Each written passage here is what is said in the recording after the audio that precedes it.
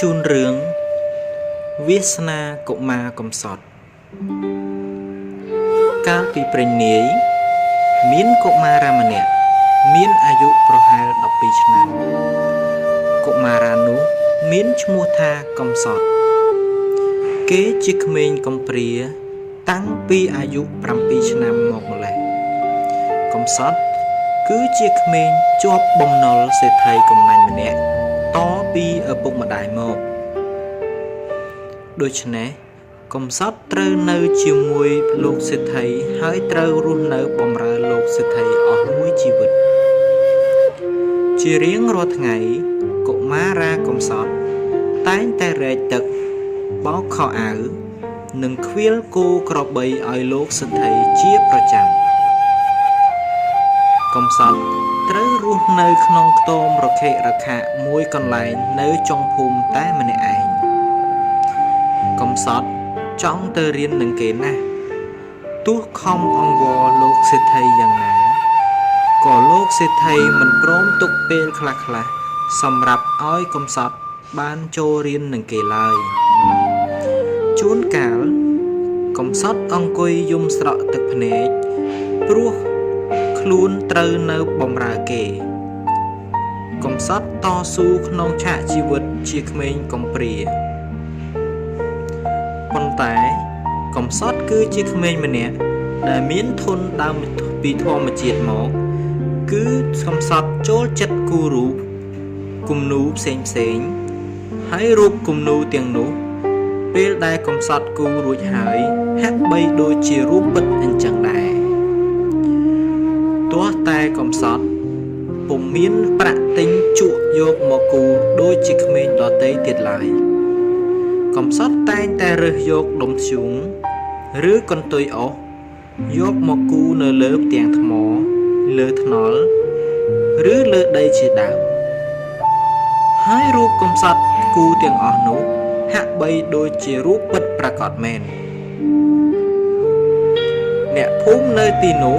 តែងតែភ្ញាក់ផ្អើលនិងកោតសរសើរនៅស្នាដៃកំសត់គ្រប់គ្នាថ្ងៃមួយ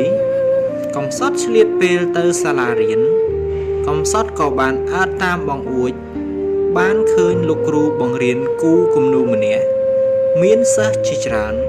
កំពុងគូររូបមានជក់មានថ្នាំលាបគ្រប់ពណ៌ទាំងអស់កំសត់ឃើញដូច្នេះក៏មានចិត្តត្រេកអរខ្លាំងណាស់ហើយក៏បានដើរទៅជិតលោកគ្រូម្នាក់ហើយនិយាយយ៉ាងទន់ភ្លន់ថាជម្រាបសួរលោកគ្រូបាននិយាយថាអូល្អហើយតើឯងមានការអ្វីដែរកំសត់បាននិយាយយ៉ាងទន់ភ្លន់ថាសុំទោសលោកគ្រូខ្ញុំចង់បានជក់មួយយកមកគូររូបដូចជាគេដែរតើលោកគ្រូអាចឲ្យជក់មួយដើមមកខ្ញុំបានទេខ្ញុំពិតជាចង់គូរណាស់លោកគ្រូភ្លាមនោះស្រាប់តែលោកគ្រូម្នាក់នោះបាននិយាយយ៉ាងគំរោះគំរើយមកកាន់កំសត់ថាយើងគ្មានប្រាក់ឲ្យឯងទេយើងមានតែជក់សម្រាប់លក់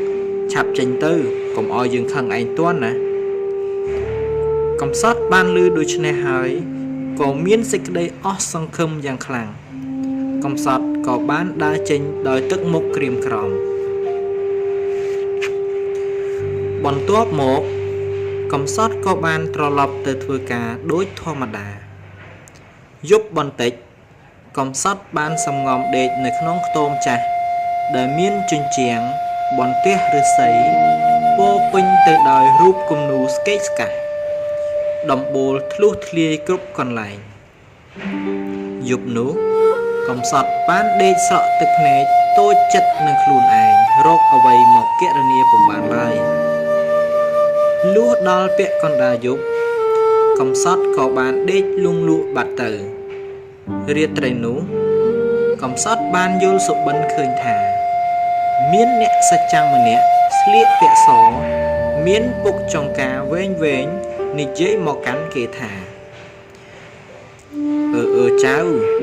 តាឲ្យជក់នេះមកឯងមួយចូលឯងរក្សាជក់នេះឲ្យបានល្អណាធ្វើយ៉ាងណាកុំឲ្យមានការបាត់បង់ហើយកុំយកទៅគូអ្វីផ្ដេសផ្ដាស ហើយចូលចៅកុំមានសេចក្តីលោភលន់ឲ្យសោះ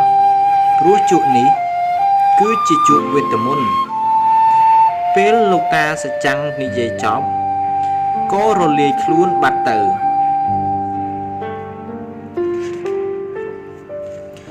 លុះព្រឹកឡើងកំសត់បានភ្ញាក់ពីដំណេករៀបចំទៅធ្វើការនៅផ្ទះលោកសេដ្ឋីស្រាប់តែកំសត់បានឃើញជក់មួយដើមពណ៌ល្អដូចមាសនៅលើគ្រែកំសត់ស្ទុះទៅយកជក់នោះមកអោបជាប់នឹងដើមទ្រូងរួចនិយាយតែម្នាក់ឯងដោយអំណរកំសត់បានពោលតិចៗថាអូយល់សពខ្ញុំបានខ្លាចជាការពិតហើយលោកតាឲ្យជក់ទឹកមកខ្ញុំមែនតែប៉ុណ្នេះខ្ញុំបានគូររូបតាមចិត្តខ្ញុំហើយកំសត់ចាប់ផ្ដើមគូររូបក្ងោកមួយមានពណ៌ចម្រុះពេលដែលកំសត់គូររូបក្ងោកនោះរួចហើយក្ងោកនោះបានคล้ายជាបក្សីមានជីវិតពិតៗហើយក៏បានហើរចេញទៅថ្ងៃបន្ទាប់កំសត់បានគូររូបត្រីមួយត្រីនោះបានคล้ายជាត្រីដែលរស់រវើកកំសត់ក៏បានចាប់យកត្រីនោះទៅលែងនៅក្នុងទន្លេបន្ទាប់មកកំសត់ក៏បានគូររូបកុកមួយហើយនឹងសត្វចាបផ្សេងជាច្រើនទៀតហើយសត្វទាំងនោះក៏បានហើរចេញទៅជាបន្តបន្ទាប់ចាប់ពីពេលនោះមកកំសត់មិនចង់ទៅធ្វើការឲ្យលោកសេដ្ឋីទៀតទេពេលដែលគេឃ្លានអាហារដែលគេគូនោះក៏បានបរិភោគតាមដែលចិត្តចង់បានបរិភោគដោយសេចក្តីប្រាថ្នាដូច្នេះហើយធ្វើឲ្យកំសត់មានចិត្តមិនចង់ទៅធ្វើការឲ្យលោកសេដ្ឋីទៀតទេប្រជារាស្ត្រក្រីក្រនៅតំបន់នោះបានដឹងរឿង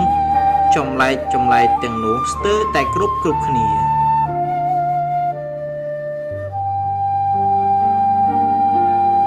រសៀលថ្ងៃមួយមានតាចាស់ម្នាក់មានសម្លៀកបំពាក់រខេករខា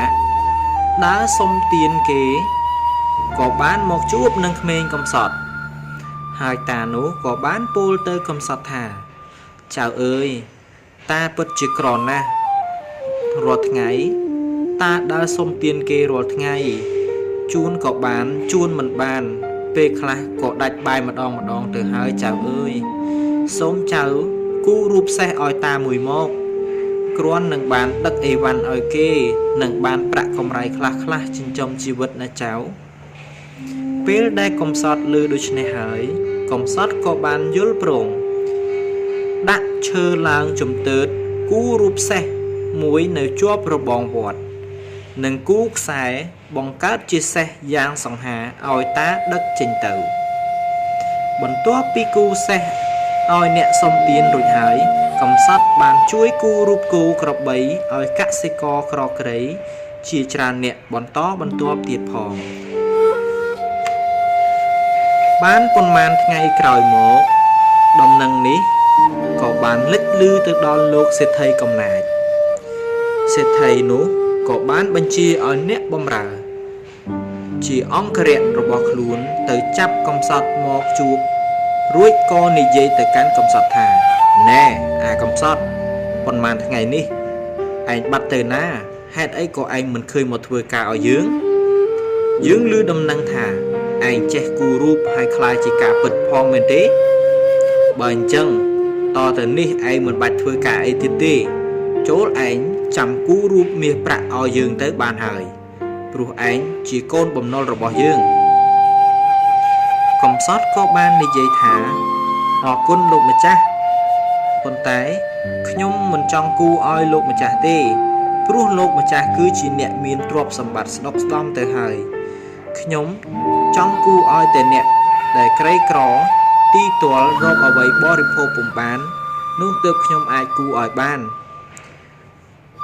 លោកសេដ្ឋីកាលបើបានឮដូច្នេះហើយក៏កើតសេចក្តីក្តៅក្រហាយ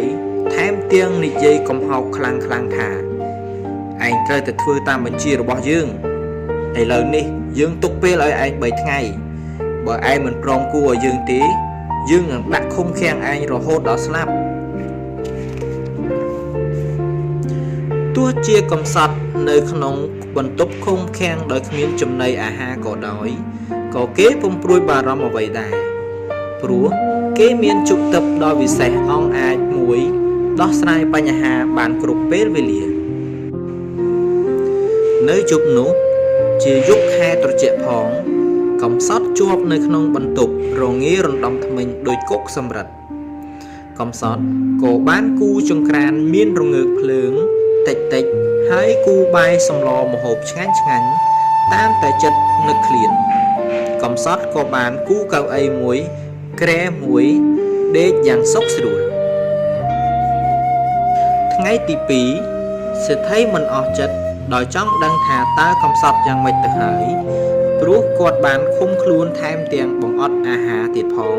សេដ្ឋីក៏បានបើកទ្វារអើតមកមើលឃើញកំសត់កំពុងទទួលទានអាហារឆ្ងាញ់មានផ្លែឈើបន្លែត្រីសាច់យ៉ាងឆ្ងាញ់ពិសាភ្លាមនោះលោកសេដ្ឋីក៏បានគំរាមថាយើឯងស៊ីសុទ្ធតែរបស់ឆ្ងាញ់ហេតុអីក៏ឯងមិនព្រមគូឲ្យយើងស្អែកដល់ថ្ងៃទី3ហើយបើឯងមិនព្រមគូមាសប្រាក់ឲ្យយើងទេយើងនឹងវាយធ្វើបាបឯងឲ្យចាស់ដៃម្ដងថាហើយលោកសេដ្ឋីក៏បានទាញទ្វារបិទចាក់សោហើយក៏ដើរចេញទៅលុះថ្ងៃទី3បានមកដល់កំសត់មានគំនិតចង់ភៀសខ្លួនចេញក៏បានគូជណ្ដើរមួយយ៉ាងវែងដាក់កងទៅលើដំបូលហើយរុលចេញតាមចន្លោះតូចមួយហើយសម្រូតសួរតាមមេឈើចុះមកក្រោមរួចក៏គូរូបសេះមួយដើម្បីរត់គេចខ្លួនបាត់ទៅចំណែកឯសេដ្ឋីកាលបើបើកទ្វារមកមិនឃើញកំសត់ឃើញតែកូនជណ្ដើរក៏មានចិត្តក្តៅក្រហាយខំប្រឹងឡើងរកមើលក្រែងឃើញកំសត់ពួននៅខាងលើដោយលោកសេដ្ឋីមានមៀតធំឡើងបានតែប៉ុន្មានកម្មក៏បាក់ជណ្ដើរនោះធ្លាក់អុកគូតក្រិចចង្កេះងើបលែងរួចឲ្យអង្គរៈជួយគ្រាចេញមកវិញពេលនោះកំសត់ស្ថិតនៅក្នុងគ្រោះថ្នាក់គេក៏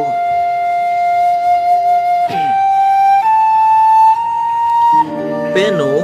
កំសត់ស្ថិតនៅក្នុងភាពគ្រោះថ្នាក់គេក៏ខ្លាយជាអ្នកទោសដែលពួកអង្គរៈបាវបំរើលោកសេដ្ឋីតាមចាប់ខ្លួនគ្រប់ទីកន្លែងកំសត់បានរត់ទៅពួននៅក្នុងកំពតព្រៃមួយចាំឃ្លាំមើលអ្នកផ្ទះរបស់គេប្រលប់បន្តិចកំសត់ក៏បានឃើញលោកសេដ្ឋីនាំកម្លាំង 4-5 នាក់ឡោមព័ទ្ធហើយឆែកឆេរផ្ទះរបស់គេឃើញដូច្នេះកំសត់គិតថានៅក្នុងស្រុកកំណើតរបស់ខ្លួនលែងបានទៀតហើយក៏រត់ទៅភូមិស្រុកដទៃឆ្ងាយពីផ្ទះលោកសេដ្ឋី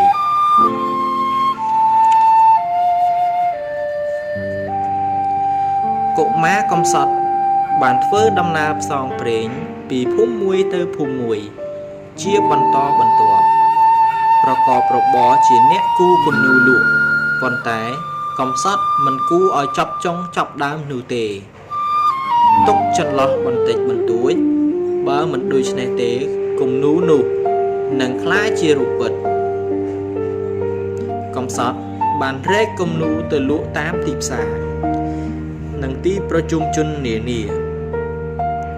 គេលក់គំនូរបស់គេពិតជាដាច់ខ្លាំងណាស់មានទាំងក្មេងមានទាំងចាស់មានទាំងប្រុសមានទាំងស្រីទិញជាហូរហែឥតឈប់ឈរនាថ្ងៃមួយកំសត់ត្រូវបានមនុស្សចាស់ម្នាក់ជាអ្នកជំនួញក្នុងផ្សារហៅគេមកគូររូបសត្វក្ងោកដោយស្រស់ស្អាតមួយទីនោះមានចិនមានចាមវៀតណាមភូមាជាដើមដែលកំពុងតែរោមចោមមើលកុមារាកំសត់គូរូបពេចនោះមានចិនកន្ធាត់ម្នាក់បានជ្រៀតជ្រែកគេមកនិយាយថាខេមចង់មើលរូបគំនូមួយដែរដោយសារតែខ្លួនធំពេកធាត់ពេកក៏ជួនសម្បកជែកដួលកាប់មុខទៅលើកុមារកំសត់ដែលកំពុងតែអោនគូរូបចិត្តរួច ស្របពេលនោះក៏ជ្រុលដៃទៅថែមរូបក្ងោកនោះឲ្យពេញគ្រប់លក្ខណៈជារូបសត្វក្ងោកភ្លាមនោះសត្វក្ងោកនោះក៏បានคล้ายជាក្ងោកពិតហើយក៏បានហោះទៅមួយរំពេចបន្ទាប់ពីមានការភ្ញាក់ផ្អើលនៅកណ្ដាលផ្សារនោះមកក៏មានបុរសជាកសិករម្នាក់បានទៅផ្ដល់ដំណឹងឲ្យលោកសេដ្ឋីហើយក៏បានប្រាប់លោកសេដ្ឋីថាលោកម្ចាស់នៅក្នុងផ្សារស្រុកខ្ញុំមានក្មេងប្រុសម្នាក់ចេះមុនសិលពូកែណាស់គ្រាន់តែគូសត្វក្ងោកមួយសត្វក្ងោកនោះក៏ចេះហើរទៅភ្លាមណាលោកសេដ្ឋីសម្ដីនេះធ្វើឲ្យលោកសេដ្ឋីគិតថាពិតជាកុមារនោះមែនហើយក៏ឲ្យអង្គរៈទៅចាប់ខ្លួនកុមារកំសត់មកឲ្យគាត់ភ្លាមម្ដងនេះកុមារកំសត់ត្រូវអង្គរៈចាប់ខ្លួនមកប្រគល់ឲ្យលោកសេដ្ឋីសេដ្ឋីបានដកជក់គូរូបពីកំសត់សេដ្ឋីគិតម្នាក់ឯងថាឥឡូវនេះជក់ទឹកធ្លាក់មកដល់ដៃយើងហើយភ្លាមនោះសេដ្ឋីក៏យកក្រដាសមួយគំនរគូខ្សែកខ្សែដៃមាសដុំសន្ធឹកសន្ធាប់តាមតែចិត្តចង់បានសេដ្ឋីកំណាចចិត្តលបលន់គូហើយគូទៀតរហូតបានមាសមួយគំនរលិចក្បាលហើយក៏ដួលកប់ខ្លួននៅក្នុងគំនរមាសនោះទៀតផងសេដ្ឋីស្រវេស្រវាខំស្រែកទៅដល់ហៅអង្គរៈបាវបំរើឲ្យមកជួយទាញដៃចេញផុតពីគំនរមាសសេដ្ឋីគិតម្ដងទៀតថាបើមានមាសច្រើនម្លឹងទួលតែមានសត្វសាហាវជួយការពារបើយកមនុស្សមកជាមខ្លាចក្រែងលួចមាសរបស់គាត់ក៏គូព្រោះពោះយ៉ាងធំរំពេចនោះរូបពស់នោះក៏คล้ายទៅជារូបពិតធ្វើឲ្យពស់នោះបានដេញចឹកគាត់ធ្វើឲ្យលោកសេដ្ឋីផិតភ័យយ៉ាងខ្លាំងមួយស្របក់ក្រោយមកក៏រលាយបាត់ទាំងពស់និងមាសបន្ទាប់ពីសេដ្ឋីស្ទើរលួសព្រលឹងភ័យស្តក់ស្លុតគាត់ក៏បានគិតសារជាថ្មីថាគាត់នឹងទៅរកកុមារកំសត់ធ្វើយ៉ាងណាឲ្យគេគូរូបរបស់អ្វីដែលគាត់ចង់បានស្អែកឡើងលោកសេដ្ឋីបានដឹកដៃកូនស្រីពៅអាយុប្រហែលនឹងកំសត់ហើយនិយាយទៅកាន់កំសត់ថាបើឯងព្រមនៅជាមួយយើងនឹងផ្សំគុំកូនស្រីរបស់យើងជាមួយនឹងឯងកំសត់បានឆ្លើយថាបាទខ្ញុំយល់ព្រមសូមលោកមេត្តាប្រគល់ជក់នោះឲ្យមកខ្ញុំវិញមកពេលនោះកំសត់ក៏បានរួចខ្លួនពីការឃុំឃាំងបន្ទាប់មកសេដ្ឋីនិងអង្គរៈបាននាំកំសត់ទៅទីវាលធំមួយកំសត់សួរលោកសេដ្ឋីថាលោកម្ចាស់តើចង់ឲ្យខ្ញុំគូពីអ្វីលោកសេដ្ឋីក៏បាននិយាយថាយើងចង់ឲ្យឯងគូរូបសមុទ្រមានត្រីឆ្លាមនិងមានសត្វគ្រប់ប្រភេទក្នុងសមុទ្រកំសត់បានគូរូបសមុទ្រមានទឹកខៀវស្រងាត់មើលទៅដាច់កន្ទុយភ្នែកភ្លាមនោះអង្គរៈក៏យកក្រដាសមួយគំនរមកឲ្យកំសត់គូរូបត្រីរូបក្តាមរូបមឹកនិងរូបមច្ឆាគ្រប់ប្រភេទកើតជាបន្តបន្ទាប់សេដ្ឋីក៏បានបញ្ជាឲ្យកំសត់ថាយើងចង់ជិះសំពៅចូលឯងគូសំពៅមានក្តោងឲ្យយើងនិងអង្គរៈបាវបំរើជិះហើយឯងឈប់នៅមាត់សមុទ្ររងចាំយើងបញ្ជា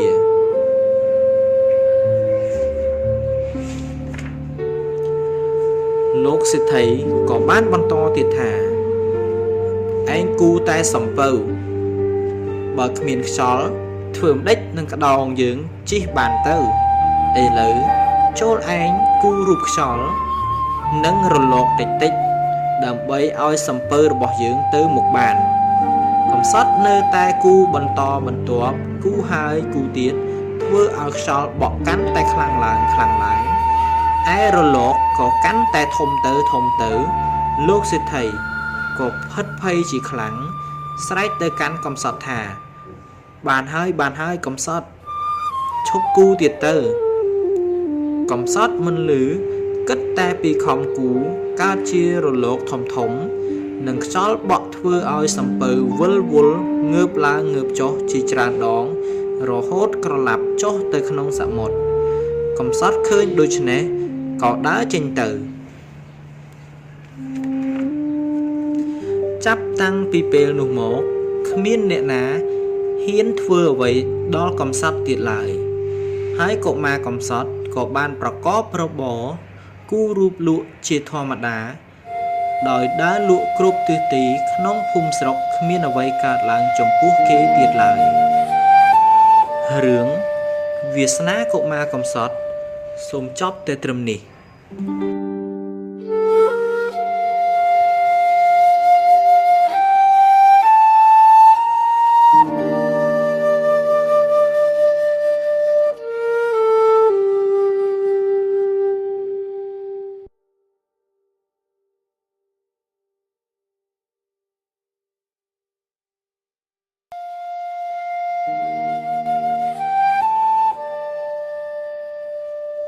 Channel និទានរឿងខ្មែរសូមជូនរឿងសត្វខ្លែងនិងអ្នកប្រមាញ់ក្នុងកាលកន្លងយូរទៅហើយមនុស្សសម័យនោះចូលចិត្តដើរបរបាញ់សត្វខ្លាំងណាស់នៅជិតស្រុកនោះដែរមានសត្វ4ពួកនៅអាស្រ័យគឺសត្វខ្លែងនៅខាងត្បូងស្រះខ្លែងញីនៅខាងលិចស្រះរាជសីនៅខាងជើងស្រះអកនៅខាងកើតស្រះរីឯសត្វអណ្ដើកនៅត្រង់កណ្ដាលនៃស្រះថ្ងៃមួយខ្លែងឈ្មោលនិយាយសុំខ្លែងញីធ្វើជាប្រពន្ធខ្លែងញីសួរខ្លែងឈ្មោលថាអ្នកចង់បានខ្ញុំធ្វើជាប្រពន្ធតើអ្នកមានមិត្តសម្លាញ់ដែរឬទេ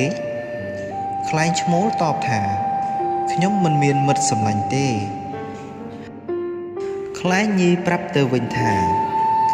បើអ្នកចង់បានខ្ញុំធ្វើជាប្រពន្ធទាល់តែអ្នកមានមិត្តឲ្យបានច្រើនជាមុនសិនទើបខ្ញុំព្រមទទួលអ្នកចូលធ្វើជាប្តីខ្លែងញីបានពន្យល់ខ្លែងឈ្មោលឲ្យទៅចងមេត្រីនឹងសត្វទាំង3គឺសត្វអកអណ្ដើកនិងរាជសីខ្លែងឈ្មោលស្ដាប់ខ្លែងញីហើយក៏ទៅចងមិត្តមេត្រីជាមួយនឹងសត្វអកអណ្ដើកនិងរាជសីបានសម្រេចដោយបំណងមែនគ្រានោះខ្លែងទាំងពីរបានព្រមព្រៀងគ្នាយកគ្នាធ្វើជាប្តីប្រពន្ធហើយធ្វើសម្បុកពងនៅលើដើមថ្កូវមួយដែលដើមថ្កូវនោះដុះត្រង់កណ្ដាលស្រះនោះឯងក្រោយមកខ្លែងញីខ្លែងឈ្មោលក៏បានបង្កើតកូនចំនួន2នាក់ថ្ងៃមួយមានអ្នកប្រមាញ់2នាក់ដើរបរបាញ់សត្វក្នុងព្រៃដើរបាញ់មិនបានក៏ដើររហូតទៅដល់ពេលយប់ទើបនាំគ្នាសម្រាកក្រោមដើមថ្កូវកណ្ដាលស្រះនោះឯងដល់ពេលមកខំអត់ទ្រាំពុំបានក៏ដុតភ្លើងបង្ហុយផ្សែងបង្អើលមូសផ្សែងភ្លើងក៏ហុយឡើងទៅដល់សម្បុកខ្លែងនៅលើចុងថ្កូវកូនខ្លែងតូចដែលនៅក្នុងសម្បុកក៏ស្រែកយំរំពងឡើងបណ្ដាលឲ្យឮដល់អ្នកប្រមាញ់មានសេចក្តីត្រេកអរណាស់ដាស់គ្នាឲ្យក្រោកឡើងកាន់គប់ភ្លើងបំភ្លឺចង់យកកូនខ្លែងមកដុតជាអាហារខ្លែងញីឮមាត់ជន់ទាំងនោះហើយក៏និយាយនឹងខ្លែងឈ្មោលថាអ្នកប្រមាញ់ប្រាថ្នានឹងយកជីវិតពួកយើងហើយដូច្នេះសូមទៅផ្ដល់ដំណឹងដល់មិត្តសម្លាញ់របស់អ្នកត្បិតយើងមានអាសន្នមកដល់ហើយខ្លែងឈ្មោលក៏ស្ទុះមនីទៅប្រាប់អកតាមដំណើរអកក៏មកជួយយកអាសាខ្លែង ដោយអកទុំនៅលើចុងឈើក្បែរដើមធ្កូវនោះ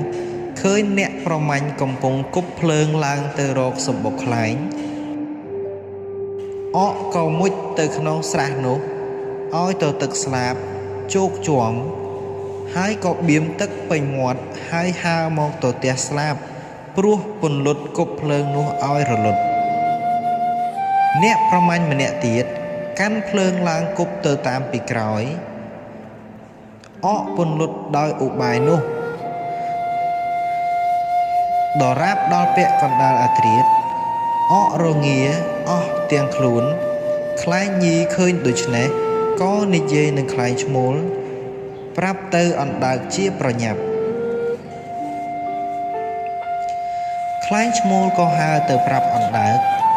ឲ្យមកជួយទទួលយកអាសាដោយសេចក្តីស្មោះស្ម័គ្រ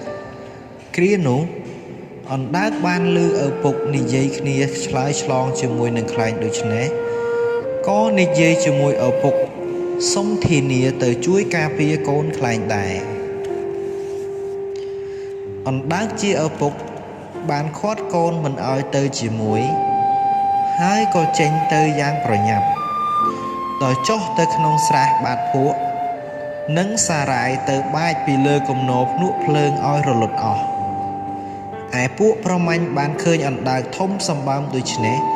ក៏និយាយគ្នាដោយសេចក្តីត្រេកអរថាយើងឈប់រវល់នឹងកូនខ្លែងនោះទៅយើងមកចាប់អណ្ដើកធំឯនេះវិញព្រោះអណ្ដើកមួយនេះអាចធ្វើឲ្យយើងឆ្អែតបានអ្នកប្រមាញ់បានស្ទុះស្ទាទៅចាប់អណ្ដើកធំអណ្ដើកធំក៏ខំចុងសម្ពុតអ្នកប្រមាញ់ទាញចុះទៅក្នុងទឹកដោយសារតែអណ្ដើកធំពេកអ្នកប្រមាញ់ទាញមិនឈ្នះអណ្ដើកនោះសោះក៏ត្រូវអណ្ដើកអូសរហូតធ្លាក់ទឹកហេតុតែសេចក្តីស្រេកឃ្លានធ្វើឲ្យអ្នកប្រមាញ់ទាំងពីរស៊ូទៅតាមអណ្ដើកទាល់តែឆ្លក់ទឹកប៉ោងពោះទើបឡើងមកវិញរងាញ័រញាក់ពេញខ្លួន